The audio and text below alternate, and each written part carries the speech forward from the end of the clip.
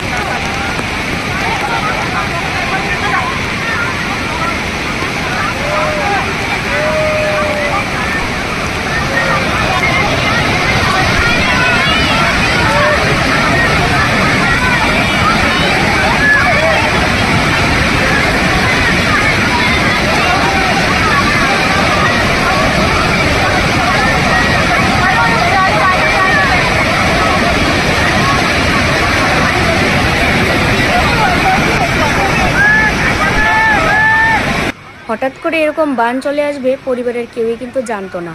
সবাই সবার মতো ঘুরছিল ফিরছিল, কিন্তু হঠাৎ করে এত বিপদ। পাহাড়ি জায়গাগুলো না ঠিক এরকম হয়। পাহাড়ের খাদে যদি একবার পড়ে যাওয়া যায় তাহলে কি অবস্থা হতে পারে এদের দেখে কিন্তু শেখা উচিত। তবে এই মুহূর্তগুলো ভাবলেই আমার যেন কীরকম একদম বারবার গা কেঁপে উঠছে, যে সেই সিচুয়েশনে যদি আমরা থাকতাম তাহলে কি পরিস্থিতি হতো আজকে। চোখের সামনে দেখতে পাচ্ছে যে এত বিপদ, হয়তো বাঁচবো না। দেখো কুলের মধ্যে একটা ছোট্ট বাচ্চা আছে, তারপরে সাথেও আরও বাচ্চা রয়েছে।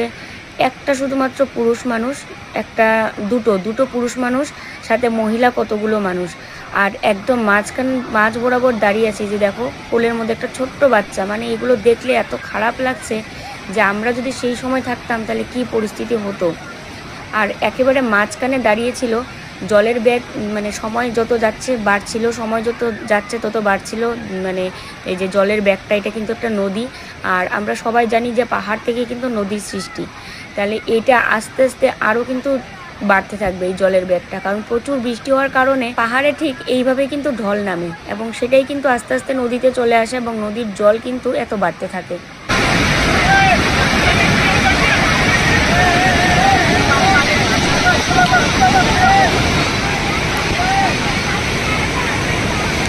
कोई भी बहुत तकलीफ होगी।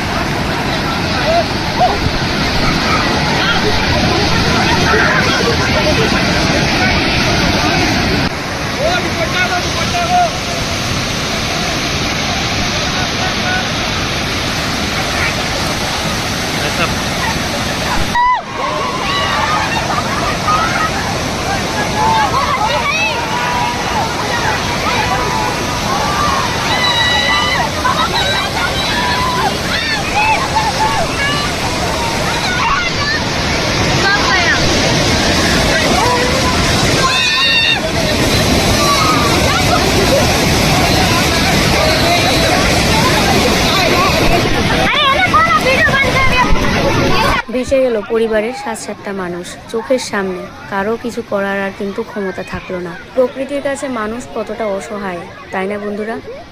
এমন পরিস্থিতি যেন কারো কোনোদিন না আসে। ভগবান সবার মঙ্গল করুন। জানি না তারপরে কি হলো আর।